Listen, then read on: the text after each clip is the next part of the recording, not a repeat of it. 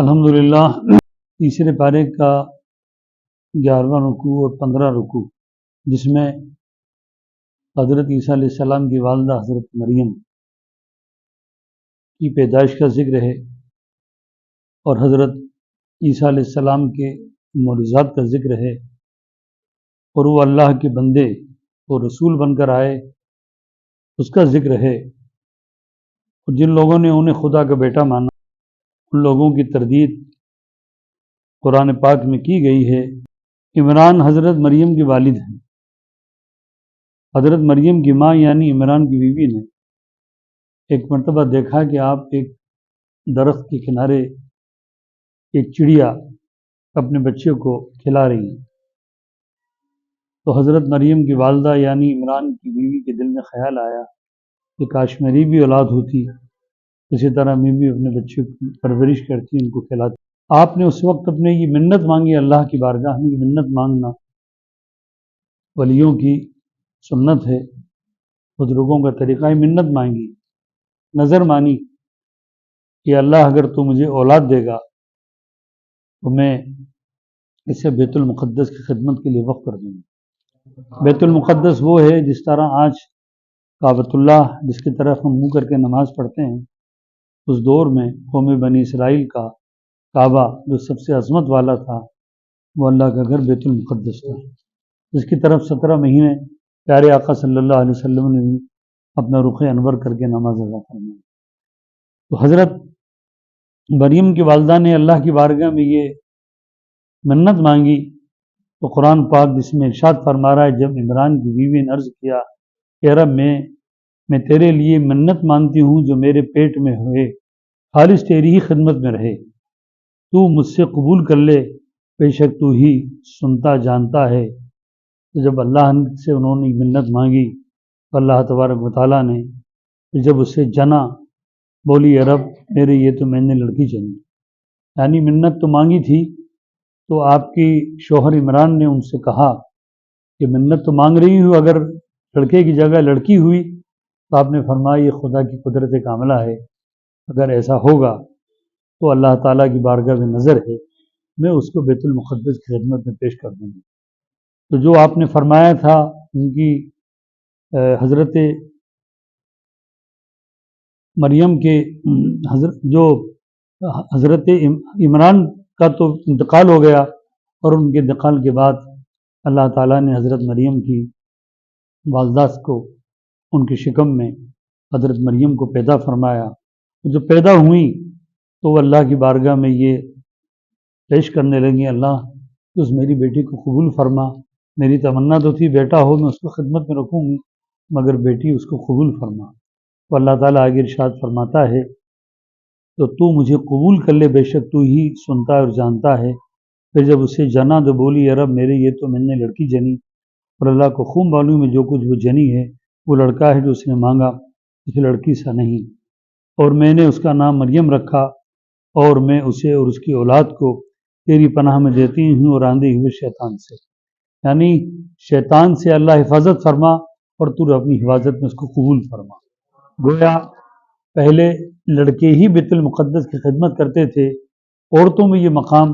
اللہ نے حضرت مریم کو عطا فرمایا کہ لڑکے کی جگہ حضرت مریم کو بیت المقدس کی خدمت کے لیے قبول فرمایا۔ آپ جب دنیا میں تشریف لائیں تو ظاہر ہے کہ آپ کے والد کا تو وصال ہو چکا تھا،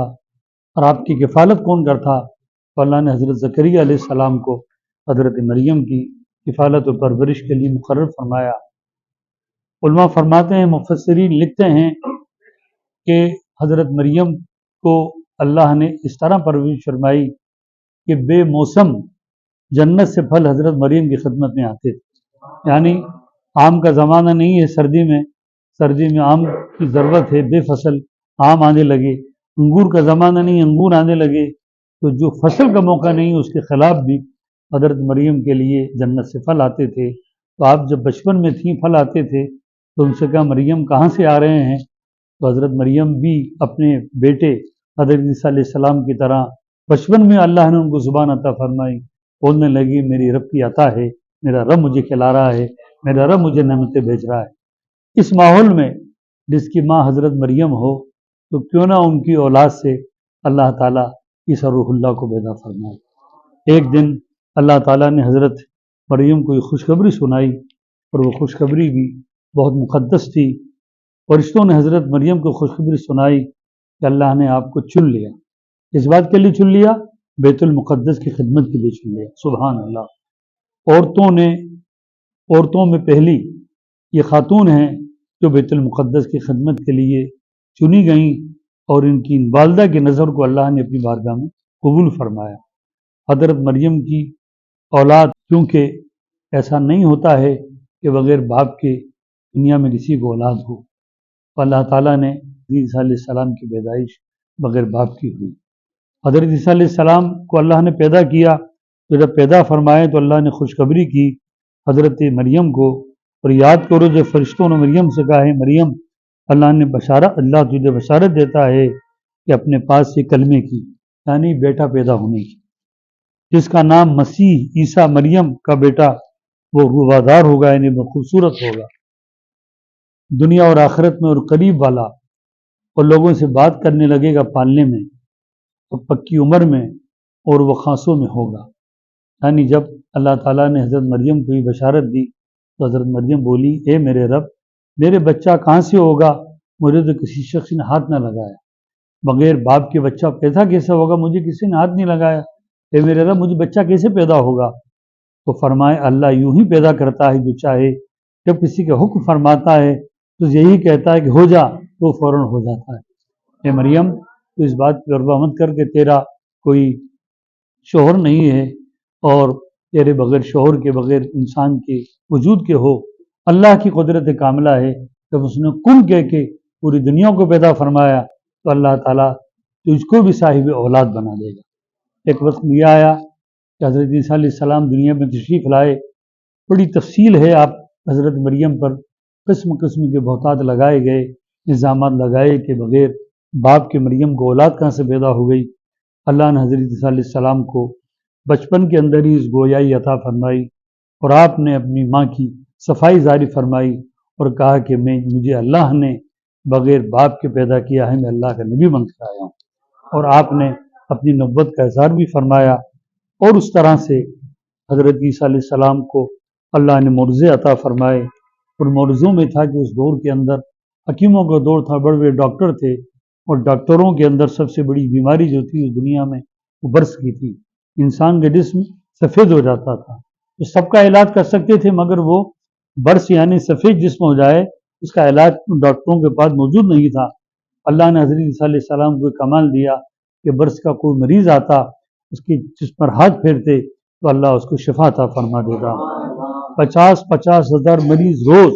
حضرت عیسیٰ علیہ السلام کی خدمت میں آتے تھے، اور حضرت دعا فرماتے تھے، وہ مریض شفا یاب ہو جاتے تھے۔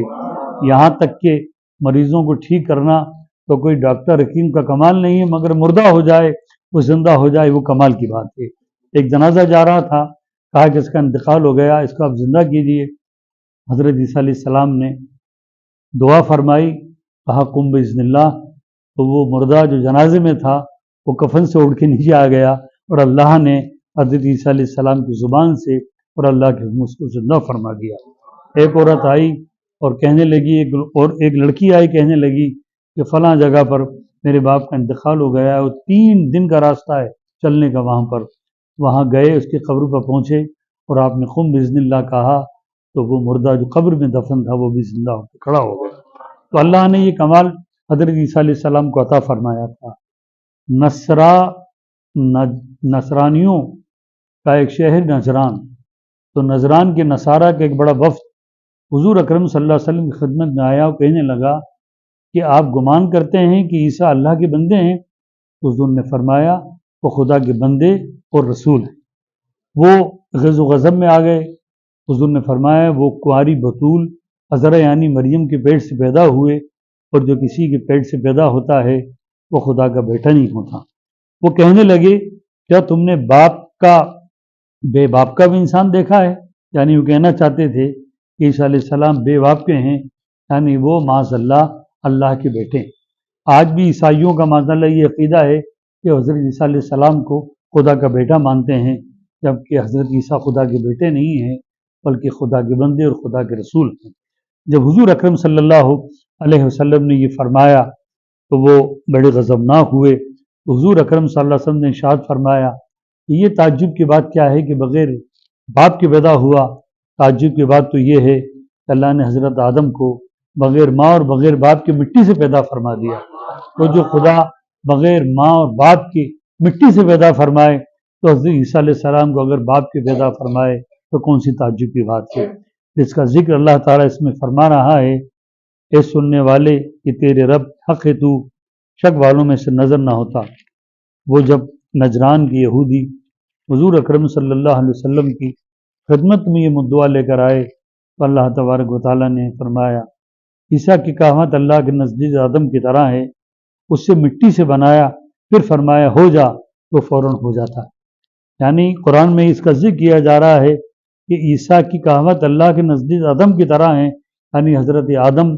تو بغیر باپ کے پیدا ہوئے، مگر ہم نے حضرت عیسیٰ تو بغیر باپ کے پیدا ہوئے، مگر ہم حضرت عیسیٰ کو مگر ہم نے حضرت آدم کو بغیر ماں کے اور بغیر باپ کی مٹی سے پیدا فرمایا۔ اس کا ذکر قرآن نے فرمایا ہے، فرمایا ہو جا تو فوراً ہو جاتا ہے۔ اے سننے والے تیرے رب کی طرف سے حق ہے، تو شک والوں میں سے نہ ہوتا۔ پھر اے محبوب تم سے عیسیٰ کے بارے میں حجت کریں گے، پھر اس کے لیے کہ تمہیں علم آ چکا تم سے فرماؤ دو آؤ ہم تم بلائیں اپنے بیٹے اور تمہارے بیٹے اور اپنی عورتیں اور تمہاری عورتیں اور اپنی جانیں اور تمہاری جانیں، پھر مباہلہ کریں تو جھوٹوں پر اللہ کی لعنت ڈالیں۔ مباہلہ اس دور میں اس کو کہا جاتا ہے کہ اگر کوئی شخص کسی بات کو نہ مانے تو مباہلہ اس بات کے کیا جاتا ہے کہ تم اپنی اولادوں کی اپنے بیٹوں کی قسم کھاؤ کہ اگر ہم جھوٹے ہیں تو اللہ ہمیں ہلاک کر دے، وہ بھی کھاتے ہیں اگر ہم جھوٹے تو اللہ ہلاک کر دے۔ تو حضور نے نجارہ کے نصارہ سے یہ کہا کہ اگر تمہیں یقین نہیں ہے کہ حضرت عیسیٰ خدا کے بندے اور رسول ہیں تو آؤ ہم بھی اپنی اولاد کو بچوں کو بٹاتے ہیں اور اللہ سے یہ کہتے ہیں کہ اللہ اگر ہم جھوٹے ہیں تو اللہ ہمیں ہلاک کر دے۔ حضور کا جلال دیکھ کر نصرانیوں کی جماعت بھاگ گئی۔ وہ جانتے تھے کہ ہماری من گھڑت بات ہے کہ ہم نے نبی کو اللہ کا بیٹا مان لیا ہے، سچائی تو یہ ہے کہ حضرت عیسیٰ علیہ السلام خدا کے بندے اور اس کے رسول ہیں۔ حضرات ایک دور ایسا بھی آیا کہ حضرت عیسیٰ علیہ السلام کی امت بڑی تعداد میں ہوئی اور ہر نبی کی مخالفت میں ہر دور میں لوگ پیدا ہوئے ہیں، تو حضرت عیسیٰ علیہ السلام کو قتل کا ارادہ کیا، پھانسی پہ لٹکانے کا پروگرام بنایا۔ تو جو سب سے بڑا دشمن تھا جو قتل کرنا چاہتا تھا، اللہ نے اس کی صورت کو حضرت عیسیٰ علیہ السلام کی شکل میں تبدیل کر دیا اور لوگوں نے سمجھا یہی عیسیٰ ہیں، تو وہ قاتل جو قتل کرنا چاہتا تھا اس کو پھانسی پہ چڑھا دیا اور حضرت عیسیٰ علیہ السلام کو اللہ نے زندہ آسمان پہ اٹھا لیا۔ تو حضرت عیسیٰ علیہ السلام چوتھے آسمان پر آج بھی زندہ ہیں، قرب قیامت وہ تشریف لائیں گے اور وہ نبی کی حیثیت سے نہیں بلکہ حضرت عیسیٰ علیہ السلام نے اللہ کی بارگاہ میں یہ دعا کی تھی کہ اللہ تو مجھے تیرے محبوب کا امتی بنا، سبحان اللہ۔ تو اللہ نے حضرت عیسیٰ علیہ السلام کی دعا کو اپنی بارگاہ میں قبول فرما لیا، تو نبی ہونے کی حیثیت سے تو وہ تشریف لے گئے، چوتھے آسمان پہ زندہ ہیں، مگر دنیا میں آئیں گے تو نبی کی حیثیت سے نہیں بلکہ رسول کی امتی کی حیثیت سے، اور تمام دنیا کے عیسائیوں سے کہیں گے کہ میں اللہ کا نبی بنا کر بھیجا گیا تھا، تم نے ظلم کیا اور تم نے مجھے پھانسی پہ چڑھایا، مگر اللہ نے مجھے زندہ اٹھا لیا، اب میں نبی بن کر نہیں بلکہ میں رسول کریم نبی آخر الزماں خاتم النبیین کا امتی بن کر آیا ہوں۔ میں پڑھتا ہوں لا الہ الا اللہ محمد الرسول اللہ۔ حضرت عیسیٰ علیہ السلام جب کلمہ طیب پڑھ لیں گے تو دنیا میں جتنے عیسائی ہیں وہ سب کے سب مسلمان ہو جائیں گے، سبحان اللہ۔ اس لیے قیامت سے پہلے ایک وقت آئے گا کہ ساری دنیا میں صرف اسلام ہی اسلام ہوگا اور اسلام کے علاوہ کچھ نہ ہوگا۔ تلک الایام نداولها، اللہ فرماتا ہے ہم دنوں کو بدلتے ہیں، تو انشاءاللہ تعالی آج عالم اسلام کے ہم تمام اہل ایمان تکلیف کے دور سے گزر رہے ہیں، انشاءاللہ کل پھر وقت آئے گا اسلام کا پرچم لہرائے گا، حضرت عیسیٰ علیہ السلام خود اسلام قبول کریں گے اور مشرق سے لے کے مغرب تک، شمال سے لے کے جنوب تک، جہاں زمین کا فرش ہے، آسمان کا شامنہ ہے، وہاں صرف ایک کلمہ ہوگا جس کی آواز ہوگی لا الہ الا اللہ محمد الرسول اللہ، اور ایک آواز دنیا میں ہوگی جس کا نام اذان ہے اللہ اکبر اللہ اکبر اللہ اکبر اللہ اکبر اشہد ان لا الہ الا اللہ अशहदु अल्ला इलाहा इल्लल्लाह, अशहदु अन्न मोहम्मद रसूलुल्लाह, अशहदु अन्न मोहम्मद रसूलुल्लाह। सारी दुनिया में इसी अजान की आवाज़ होगी और सारी दुनिया में कलमा होगा। अल्लाह तबारक व तआला इस्लाम का बोलबाला फरमाए और जो अकीदा कुरान ने हमें दिया है कि हज़रत ईसा अलैहिस्सलाम खुदा के बंदे और रसूल हैं, उसी अकीदे पर हमको कायम रखे, इसी अकीदे पर हमारी मौत फरमाए। सबक़त लिसानी की वजह से अगर मेरे लफ्ज़ों में कोई लफ्ज़ गलत निकल गए हों तो मैं अल्लाह की बारगाह में तौबा करता हूँ। अस्तग़फिरुल्लाह अस्तग़फिरुल्लाह अस्तग़फिरुल्लाह, ला इलाहा इल्लल्लाह मुहम्मदुर रसूलुल्लाह। अल्लाह ताला इस तफसीर को जो मैंने बयान की है हमें सुनने, समझने और अमल कर कर इस पैगाम को अल्लाह के बंदों